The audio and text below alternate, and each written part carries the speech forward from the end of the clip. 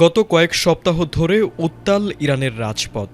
অর্থনৈতিক সংকট ও নানা বিষয়কে কেন্দ্র করে সরকারের বিরুদ্ধে সহিংস বিক্ষোভে জ্বলে উঠেছিল তেহরান সহ বিভিন্ন শহর। সেই বিক্ষোভে কোথাও পুলিশের সঙ্গে সংঘর্ষ, কোথাও আগুন, কোথাও আবার সরকার পতনের স্লোগান। কিন্তু সবশেষ নাটকীয় মোড় নেয় পরিস্থিতি। একই রাজপথে এবার সম্পূর্ণ ভিন্ন চিত্র।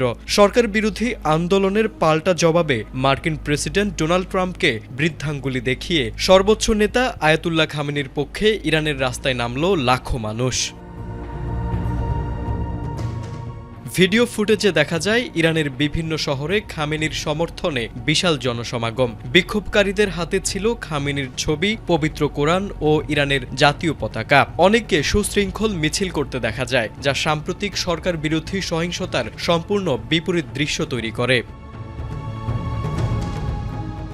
রাষ্ট্রীয় টেলিভিশনের এক প্রতিবেদনে বলা হয়, রাস্তায় মিছিলরত জনতা আমেরিকার পতন হোক এমন স্লোগান দিচ্ছিল। জনতা বলছে, আমাদের জাতি জেগে উঠেছে এবং আমরা বিপ্লবী সৈনিক, আমরা দাঙ্গাবাজদের ঘৃণা করি। এ সময় ইরানের আরাক শহরে এক বক্তা জনতার উদ্দেশ্যে বলেন, আমাদের সমস্যা আছে, কিন্তু আমরা আমেরিকা ও ইসরায়েলের হাতে নিজেদের ভবিষ্যৎ তুলে দেব না।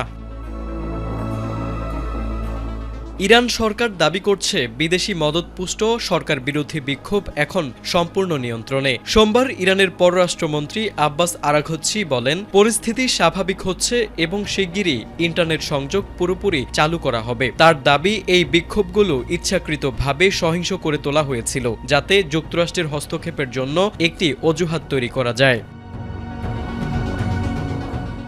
অন্যদিকে ওয়াশিংটন থেকে কড়া হুঁশিয়ারি দিয়েছেন মার্কিন প্রেসিডেন্ট ডোনাল্ড ট্রাম্প। তিনি বলেছেন, ইরানে বিক্ষোভ দমনের জবাবে যুক্তরাষ্ট্র অত্যন্ত শক্তিশালী বিকল্প বিবেচনা করছে, যার মধ্যে সামরিক পদক্ষেপও থাকতে পারে। সাংবাদিকদের ট্রাম্প বলেন, ইরানের নেতৃত্ব আলোচনার জন্য যোগাযোগ করছে, তবে বৈঠকের আগেই যুক্তরাষ্ট্রকে সিদ্ধান্ত নিতে হতে পারে। ফলে মধ্যপ্রাচ্যে নতুন করে উত্তেজনার আশঙ্কা আরও ঘনীভূত হচ্ছে।